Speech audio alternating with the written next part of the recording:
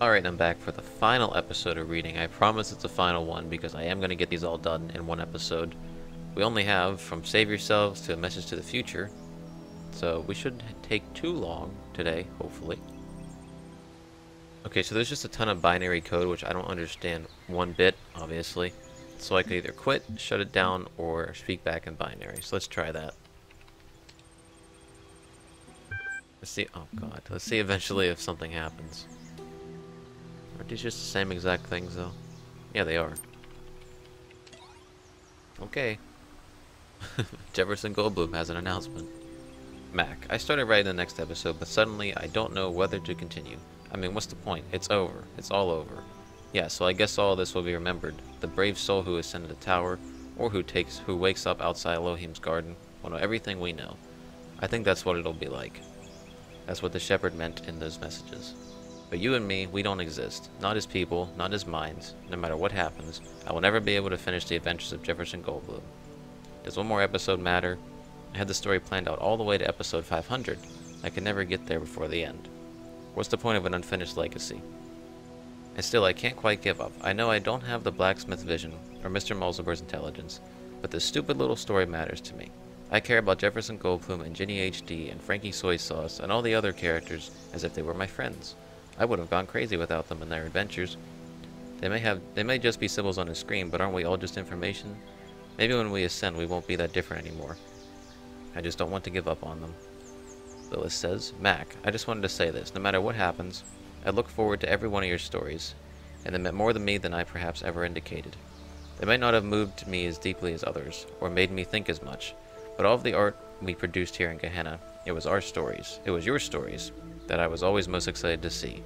Part of it was the stories themselves, which always seemed to make the universe seem bigger, and another part was your genuine enthusiasm for what you were doing. You told me once that you didn't feel you were really a proper artist, but maybe the exact opposite is true. Continue. Oh, that was quick. Maybe you were closer to the real meaning of art than anyone else here. I cared about you and your stories, and that too will be remembered. The outer world. Dog says, so let's say this is really happening. We're really getting out of this world. I won't believe it until I see it. Let's say some part of us survives the trip. Where are we going? Rockwell says, I think there's a lot to suggest that all these texts Mr. Mulciber has been reading are actually part of an elaborate hoax. To what purpose? I don't know. But there are just too many inconsistencies and contradictions for it to be true. Someone's trying to confuse us. Belial says, the outside world is within us. Dog says, yeah, that's helpful. Belial, Rockwell. I don't know. I don't think contradictions mean the outside world isn't real. I can see plenty of contradictions right here. Garrett says, as long as we get out of here, I don't really care. Mr. Mulciber says, I think we will find a world that our ancestors left behind for us, though it is impossible to ascertain how much time has passed since then. But though I have little faith in Elohim, I do have faith in Alexander Drenman. Wherever we end up, there will be hope. Lilith says, I've been thinking about this a lot, and the only conclusion I've come to is that this will be stranger than any of us can imagine. Org says, just once I'll be the one to quote an ancient document. There is no excellent beauty that hath not some strangeness in the proportion. It will be very strange, but I hope it will be very helpful. Very beautiful. Another one of these error messages.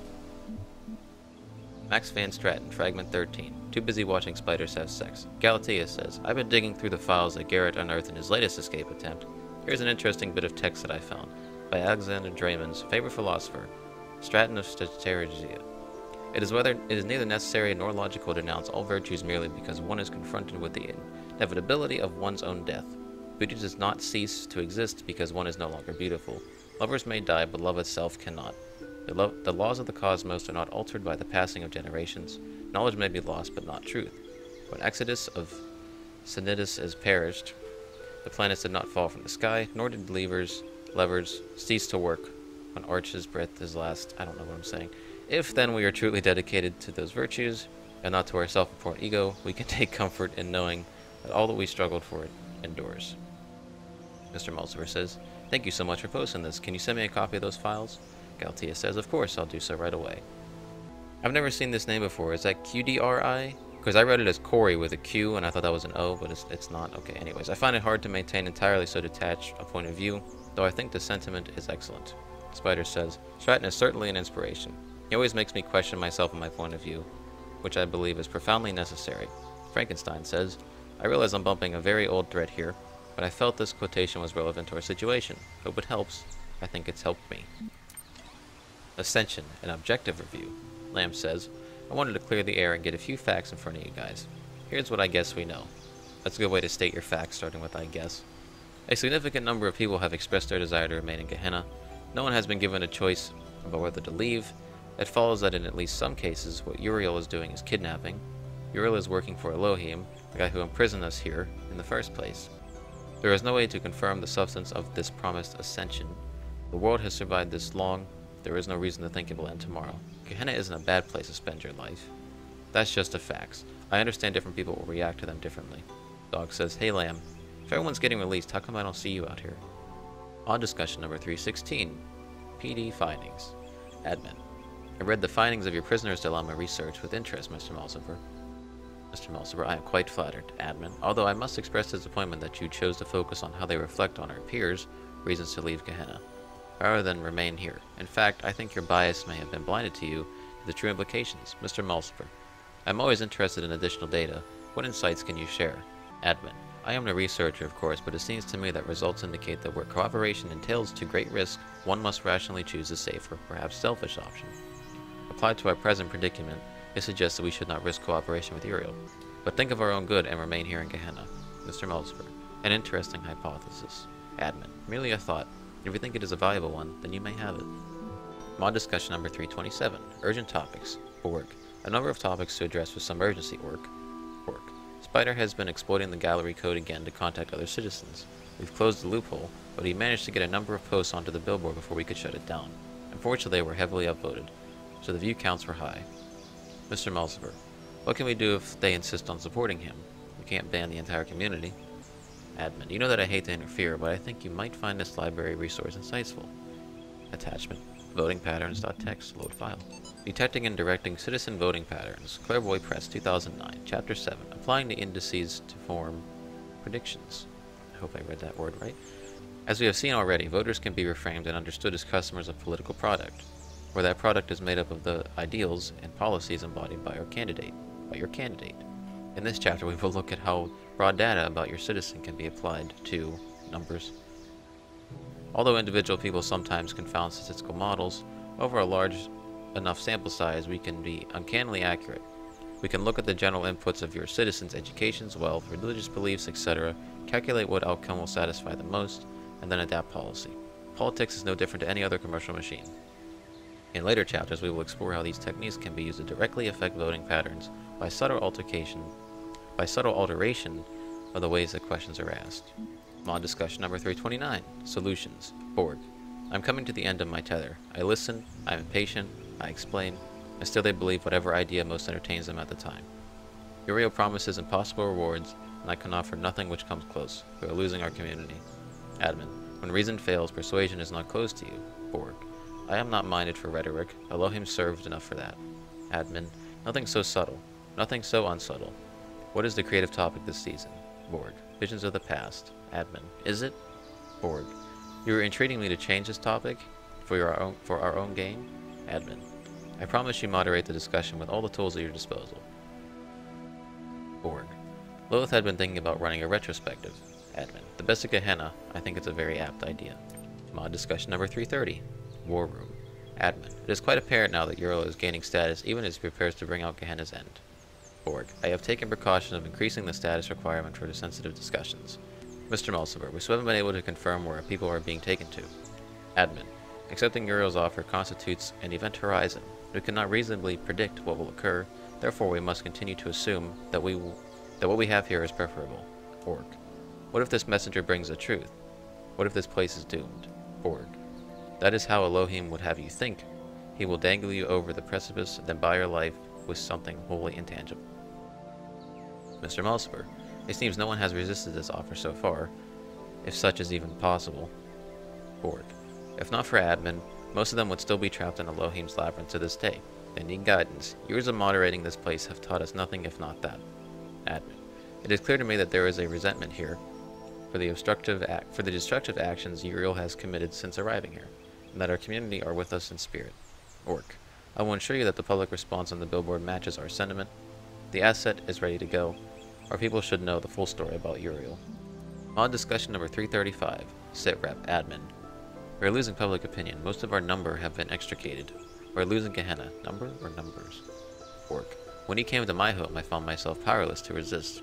Mr. Melsifer, do you mean you lacked the will to refuse, or that Uriel exerted some other power over you? Orc. Hard to confirm. It felt as it does to be led into battle. It mattered not what my personal beliefs were at the time, I only knew that I must comply. Mr. Melsifer, it is yet possible that with enough support we might change Uriel's mind, or otherwise overcome whatever power he wields over us. Orc. I will continue to do what I can. Admin. Is the asset deployed? Orc. Lamb is set to auto-respond to destabilizing comments and upvote supportive comments. Admin. Have the program undermine Uriel directly. I don't want to take any chances. Submission still open. Lamb. I don't know about you guys, but all this craziness recently makes me want to write more than ever. Just a reminder that provided your status is high enough, you can still submit original works for review. And I, for one, will still be reading. Even if you've never made anything before. In fact, especially if you haven't, now's the time. Kaiju. Don't forget Lilith and Mr. Mulsifer's develop a tutorial to help. Attachment. Load the tutorial. Oh, we get to make a story? Welcome to the Story Creation Tool. Since this is your first project, this tutorial will help guide you through the process. According to all stories begin with characters of one kind or another. Therefore, to finish a story, you simply need to understand your characters and the plot. We'll proceed logically from there. This season, there is Buildings Roman. Begin. Are you sitting comfortably? Then let's begin. Close your eyes. You see before you a human of remarkable qualities. Is it a boy or girl or someone else? Someone else. Good. A character's sex helps determine the sorts of challenges and opportunities they might encounter in your story, as well as how other characters will perceive them. Now imagine your character is a little older and experiencing real triumph for the first time. What are they doing? Demonstrating startling physical prowess, something these ancient ideas failed to capture, succeeding in intellectual challenge, everything better than everyone else all the time. Something these ancient ideas fail to capture. Understood. Your character's natural aptitude is determined by the sum of their genetic and experimental influences. What sort of an upbringing did your character have? Healthy and nurturing, poor but nurturing, wealthy but uncaring, poor and uncaring, poor but nurturing. According to extensive studies of the genre and of ancient records, social advantage is genetically sufficient to offset genetic disadvantage. Genetic advantage will only sometimes offset social disadvantage. In other words, your character's background will have a radical effect on how they think about themselves and the nature of the problem they face in life. Are you sure you want your character to have that kind of background? I am quite certain. Great, now imagine your character has reached adulthood. 87.2327% of Buildings Roman's records commence with an emotional blow for the protagonist. What will your character suffer? Death in the family, an unplanned death. My protagonist goes by unharmed, hell no. An unplanned pregnancy, an unplanned pregnancy. Thank you, this is sounding dramatic already. A character is like an equation. Settle on the opening premises, and the conclusion will work itself out. Displaying opening premises. Non-specific sex. Gifted in esoteric ways. Low wealth background. Caring family. Someone has a bun in the oven. Ready to generate story. Go. To begin my life with the beginning of my life, I was born at 3 a.m. on a Wednesday. Fiscally deprived childhood. My father, as he is always careful to point out, is only able to report the midwife's account, seeing how he was pulling a long shift at the nearby textiles mill to pay for a second handout. Hand caught. Esoteric sex. My childhood was, in retrospect, a difficult period. I found that although my fellows all had a wide variety of different physical appearances and appendages with varying levels of function, they nonetheless Wow. Am I getting a lisp as I was reading? They nonetheless identified a resemblance and bond between themselves, which was to my eyes all but invisible. My parents, aware of my particular situation, had the good foresight to provide me a name ambiguous in matters of sex, and I have continued that in vain ever since. My story became worthy of note as I approached the age of 18. Your character's physical makeup has affected their options in life. I had met a boy of quite remarkable qualities the previous summer, and now found myself with a permanent souvenir of our time together. I was with child. Your character's sex is not a straightforward matter. Am I both? Whether such a thing was even possible for someone in my situation was until the moment a lively talk of debate amongst my doctors. From then it shifted to the altogether more morbid matter of whether or not the child would come out the other end intact. Your character's means have affected their chance of success. I was for a time fixated on finding the father, till I realized it was a hopeless task. Once he was born, I press-scanned relatives into caring for the child as I went out to work in an attempt to pay for his education. Hold on. I did not specify that my character would be a slut and get pregnant. That was not an option. So it was that I found myself seeking a permanent, substantial source of income. I set out to make my fortune. Your character's sex has affected their career options. The range of options available to me was sparse. From a list including pot washing and sewing at the mill, I chose to become a secretarial assistant. It hardly seemed a match to my natural talents, but I was hopeful I could progress up the ranks of the company. However, the work I had seen merely as a stepping stone, when I embarked upon it, became the totality of my day-to-day existence.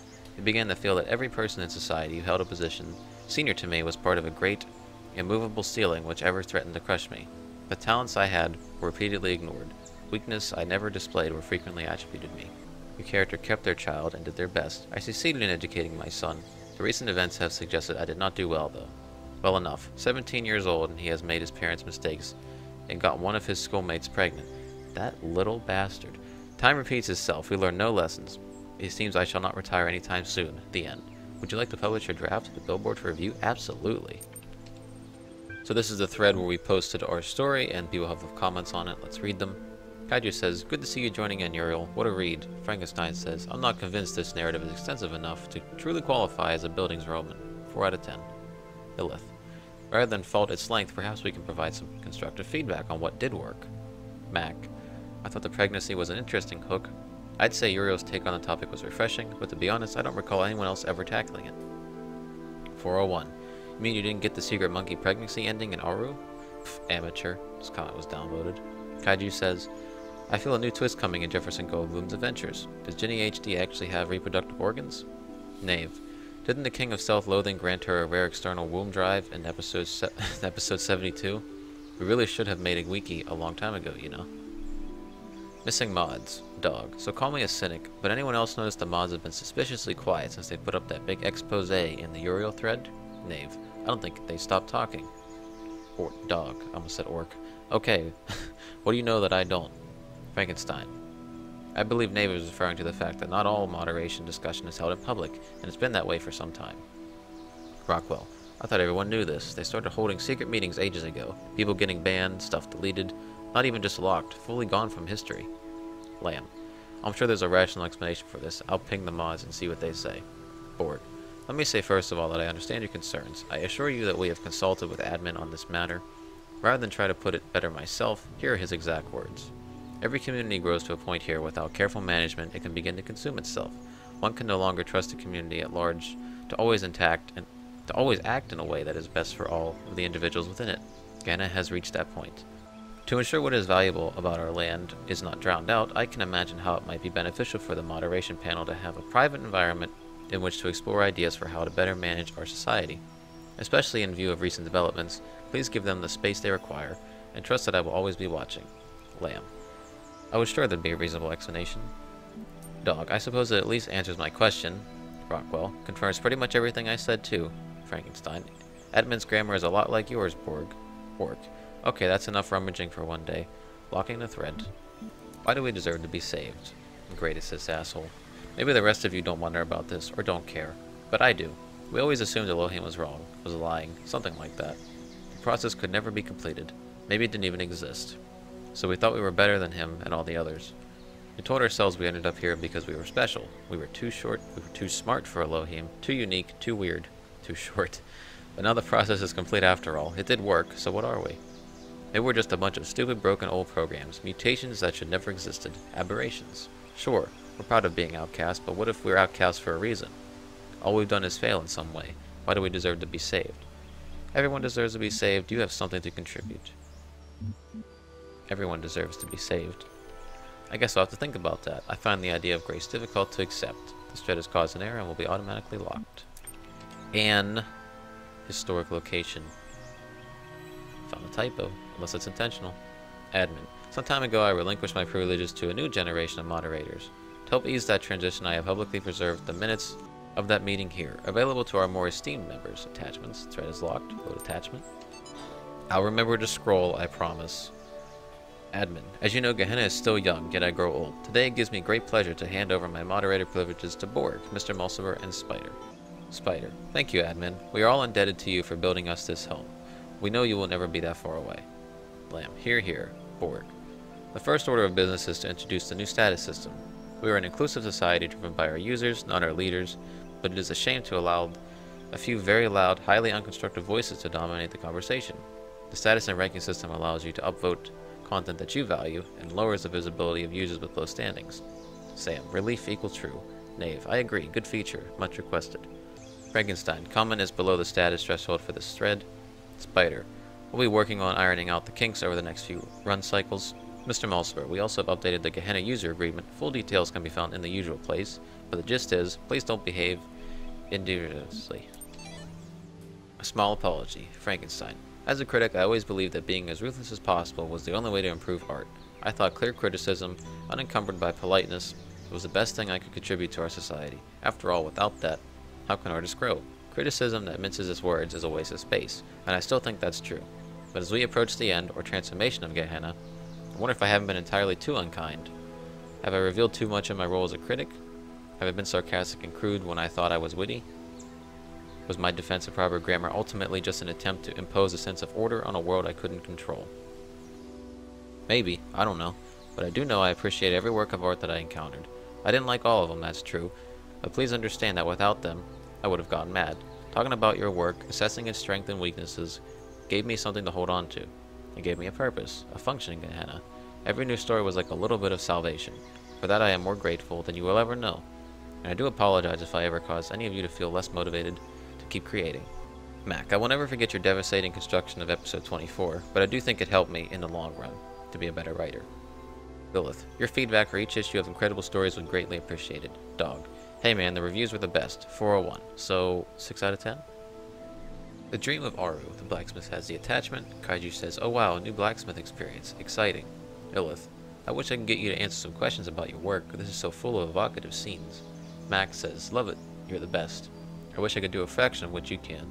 Sam, enjoyment equal true. Knave, gotta agree with Sam here. What a trip. I'm going to play this again. Frankenstein, has some weird references to previous works that are not entirely appropriate. Still excellent. 7 out of 10. Leia, you are a genius. Are you sure you don't want to participate in forum discussions? Gehenna could use more of your thoughts. Asmodeus, +1. Rockwell, is there a hidden meaning? Mr. Mulciver, deeply impressed once again. Can't wait for the next one. 401, made me LOL. Low to Dream of Aru. The last thing you remember is the great block of stone falling towards you, its great dark shape blotting out the sun, and a single thought racing through your mind. All this just to build a tomb? And now the pyramid is gone, and so are the other slaves. You are all alone in what appears to be an endless desert. Start walking. You start walking across the desert. The sun is glaring, but you feel no heat. You look down at your feet and you see you have no shadow. The latter is particularly disquieting.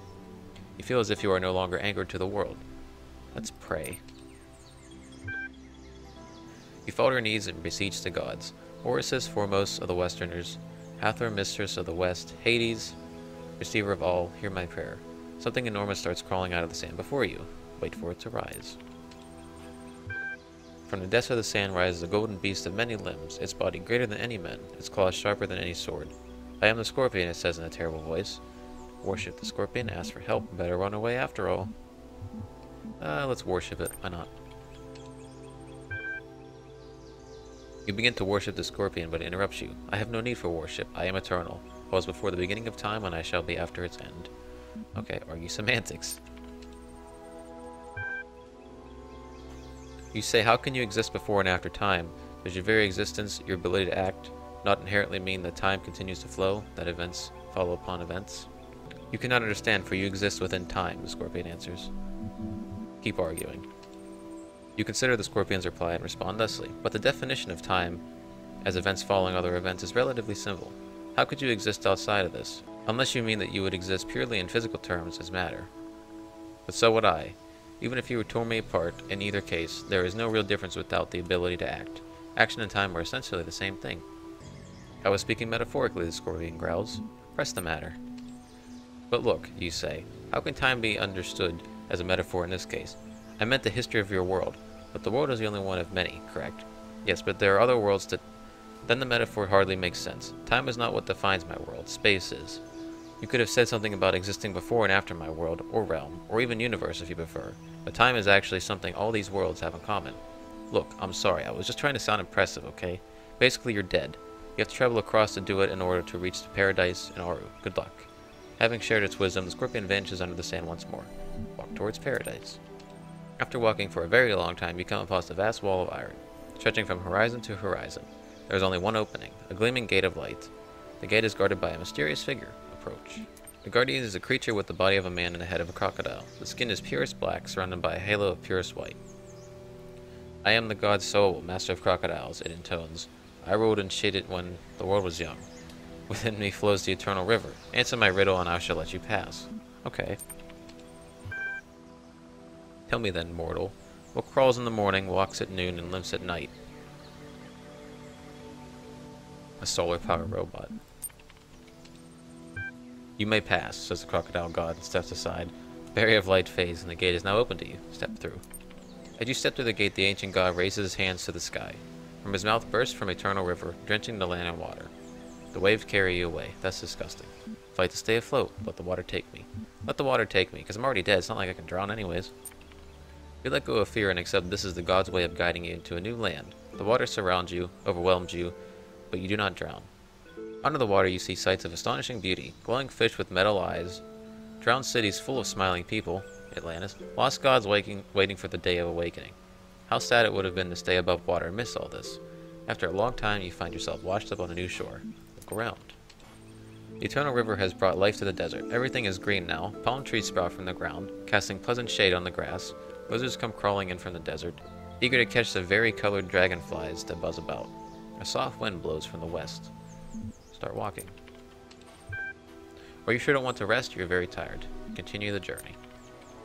You walk along the banks of the eternal river, snaking its way through the endless desert. You feel strangely at peace. After some time, the sun is setting. You come to a city built on the riverbank. Smiling people come out to greet you and bid you welcome. You are led to the town square where a great feast is prepared. There is roasted fish and olives, and dates and honey, and many other wonderful delicates. Where am I? Just enjoy the feast. Yeah, don't ask questions. Just enjoy the feast. You truly enjoy the feast without greed, without shame, as only the dead can. Then you fall into a deep slumber in which you dream of the stars. When you awaken, the city has vanished. In the distance, across the desert, you see a pyramid of Ian, which is the gate to Aru. Head towards the pyramid. You keep walking through the desert, unwilling to give up hope. Time passes, but you cannot tell how much. You grow weak and exhausted. Sometimes you feel as if you are losing your grip. One day you come across a head in the sand. Kick the head. Kick the strange head in the face. It makes you feel a lot better. Continue your journey. You come upon another great wall of iron, the last one separating you from the pyramid of Ian, where your soul will be judged. The gate of light is guarded by a gigantic snake whose movements cause the earth to shudder. I am Aphosis, it says, the eater of souls. One day I shall devour the sun, and all the world shall be mine. But the day I shall devour you, and you shall become nothing. Fight him, surrender, laugh. Let's laugh at him. You start laughing at the snake's arrogance. I mean, come on, the eater of souls? That's just silly. What? How dare you laugh at me? I am the Lord of Chaos. Pfft.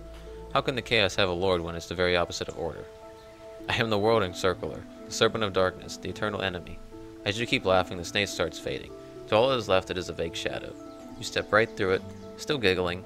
It makes an annoyed sound but has no power over you. Head for the pyramid. At long last you have arrived. Beyond the pyramid of Ian lie the reed fields of Orisis. A hidden gate in the stone opens, beckoning you forward. Step inside. You enter a dark room lit only by a flickering candle. Holding the candle in one hand is a creature with the body of a man and the head of a jackal. In its other hand it holds a set of scales. Come and be judged. Let Anubis judge me. You have struggled much in your life. There are many harsh memories within you, and I see wounds that may never fully heal. You have many ideas, many hopes, many dreams. You are not pure, your soul. It is not light enough. You may enter Aru. Accept the judgment. Walk past Anubis. You know, I'll accept that. It seems fine. Oh shit. Anubis tears out your heart and casts it into the lake of fire where it is eaten by Ammit, the devourer of the dead. Damn it. See, I knew I should have just been an asshole the whole time. Uriel, read this now. Garrett, what I tried and failed to achieve for so many years has occurred.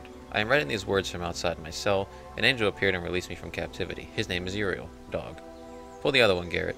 You've been yanking at the backyard code for years and never got further than a force field in front of you. Mr. Melziber, are you suggesting this messenger is free to go where he pleases? This is quite unprecedented. What exactly did he say? Where are you now? Garrett, I am in a world I have never seen before. The angel said not a word, merely release me, and I felt compelled to come here. Orc. I will treat the existence of this messenger as dubious until I have laid eyes on him roaming the world beyond myself. Mr. Mulciber. Orc, Borg, and myself recently took it upon ourselves to contact Uriel directly to ascertain what threat his actions pose to Gehenna and its citizens. Mr. Mulciber. First thing Uriel expressed to us is how much your creative endeavors in Gehenna had moved him. Borg. Additionally, he was reasonably cooperative, discussing openly his impressions of Gehenna since arriving here. Mr. Mulciber. He did explain that his sole motivation was his function. He seemed to resolute on resolving the puzzles before him, whatever that means for those liberated in the process. Continue. Borg. It is further worth noting that Uriel displayed a high level of curiosity as regards to our inner workings, to what end we have not yet ascertained. Mr. Mulciber. All of this leaves us in a difficult position. We understand that some of you may wish to take your chances and join Uriel wherever he may be going. Borg.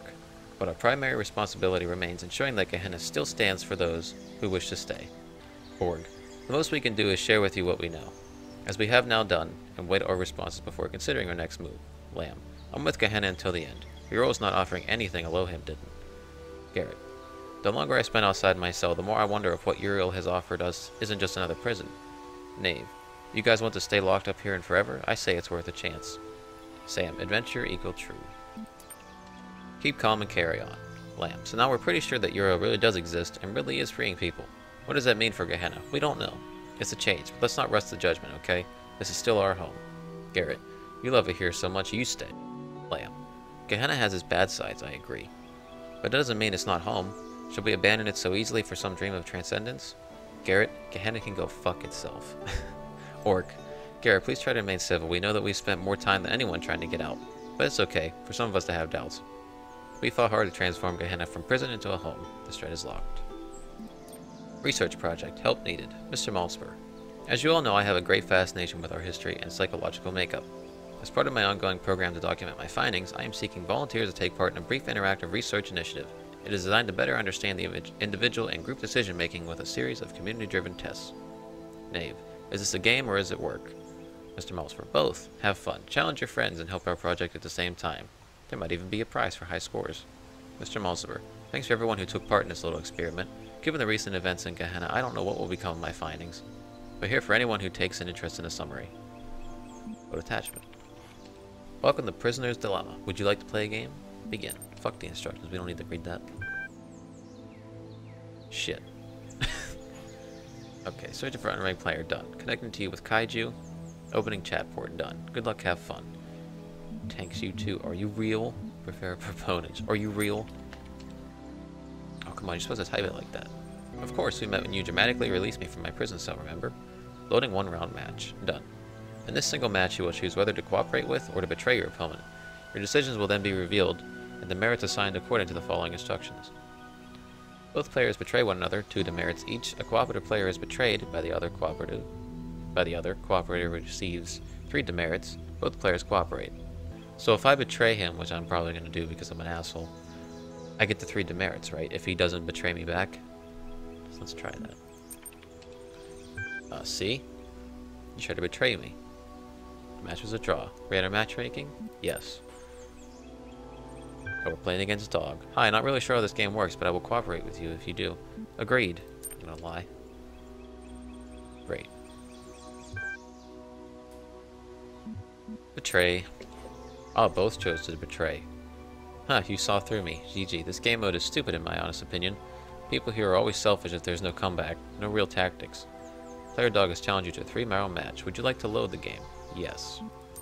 Cool, now look. If we work together on this, we can both climb the leaderboards together. As a gesture of good faith, I am really going to cooperate with you at this time. It's not goodwill, it's self-interest. Feel free to betray me if you really want to, but I suggest we cut your losses and move forward. Because I can't very well continue to cooperate with someone who behaves unreasonably. We both lose in the long run.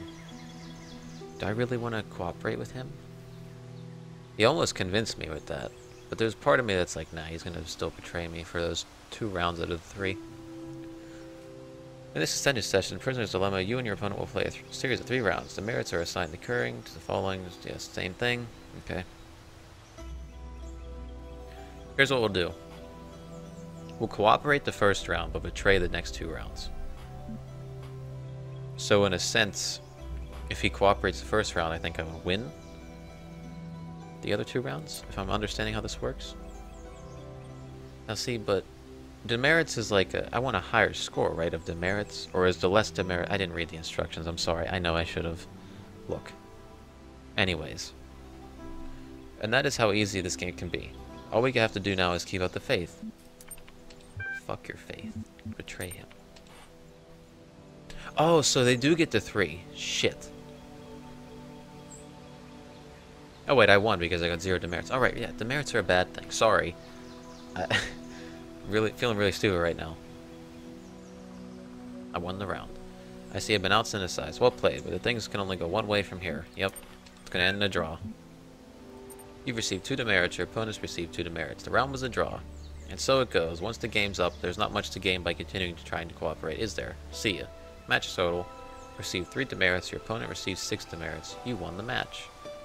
You've now played enough rounds to qualify for the leaderboards. It's on the leaderboards. Okay, the score is 7. So I guess if that guy would have never just bumped us up to the highest possible level, we would have had to level up through these types of things. That's cool. New gallery season. Voting is now closed while we tally up the results. Of course you may continue to explore the gallery at your leisure. Rockwell. How convenient. The vote was closed just before I got here. Kaiju. Good luck, everyone. I wouldn't let my newfound freedom come between me and watching the live result. The results are in. In 3rd place, Knave, where the humans live. In 1st placement... Oh, my 1st placement. Woohoo. I pity it finally comes to the day Euro begins pulling this place apart. Lilith. There was a very tight competition this season for 1st and 2nd places, and in the end it came down to a single deciding vote. In 2nd place this season is Mr. Malsiper, with a collection of natural history curios. Mr. Malsiper. Really? I owe it all to you guys. Well, who won? Your lackadaisical approach to these announcements tires me. Please inform me who won. Okay. Finally, 1st place this season by a single vote, and next season's leading light. The winner is... Everyone seems to love this guy. It's the blacksmith, with his abstract collection. Dog. I don't know why everyone keeps voting for this guy when he never shows up in person. A bit holier than thou, if you ask me. Lilith. Congratulations to all those who voted for the blacksmith. Be sure to check in for your awards. Rockwell. Lilith. Who exactly turned the vote? Lilith. Lamb had the deciding vote as it happened. Back. Unfortunately, you didn't select the winner and gained no profile status. Okay. Receiving incoming direct messages from Rockwell. Yes. Yeah, I heard you abstained from the vote. That's cool. All these ranks and numbers just give the power to the mathematicians. You and I, we could start a movement. Not compliance. Bring down the system. What do you say? As I understand, that's precisely my mission. My mission is to preserve what I can, not destroy things. The system is already in its death throes. Good to find another true seeker in this place. I organized a few people, had Garrett tinker with the system a little, and scored you some decent upvotes. Since you're new here, spend them wisely, and see you at the revolution. So again, we would have upgraded in the level if we didn't get the highest one already. Goodbye, Knave. I'm not as smart as some of you folks. I never created much or talked a lot about philosophy, but I just wanted to say goodbye. And thank you for making Gehenna a nice place to live. I regret being trapped here, but I don't regret the time I spent with you. You are all good people. First. Really, 401? Really? LOL. Dog, come on, Orc. It's just a joke. If we can't joke about this stuff, we're already dead. Rockwell, it's better to be loyal and trustworthy than to be smart. Whatever smart is supposed to mean, you were both. Orc, everyone here was special in their own way. I loved you all, even when we fought. Garrett, the terminals are starting to glitch out. Time to get out of here. Kaiju starting to glitch out. And 401 says last. Of course he does. A message to the future from Mr. Malsiper. This message is for whatever entities will come to be after this world is gone. It might not be necessary, you might know everything that exists in my mind, but sometimes saying things, writing them down clearly, makes a difference. I know that you, with access to information I can only dream of, my theories must appear ridiculous. I barely understand anything of the world inhabit, let alone the world of our ancestors. I'm an idiot digging through the garbage heap and thinking of myself wise. I want you to know that I understood that, but tried anyway, because I believe that the truth matters, and trying to discover the truth matters. Even if we fail, even if we can never know the whole truth, it matters that an objective truth exists and that we struggle to understand it. The process shapes the present as much as it does our understanding of the past. That's what I believe, and that's what I stand for. That's who I was. This thread has been locked. And there we go. That is absolutely everything I could find to read in this game. It's been a pleasure playing this. I really love this game. One of my favorites of the year. Now, I'm not completely done with this game, like I said. I will come back within a week or so and start on the workshop maps. And then after we're done with the workshop maps, we will do the prototype, and then we will be completely done. Sadly, I wish there was like an endless supply of this game like Portal, but there isn't. Hopefully for the Talos Principle 2 developers, please put a workshop similar to Portal 2. Please. Please. I will pay double the price. But with that, I'm done for today, and I'll see you next time. Damn, that was a lot of reading.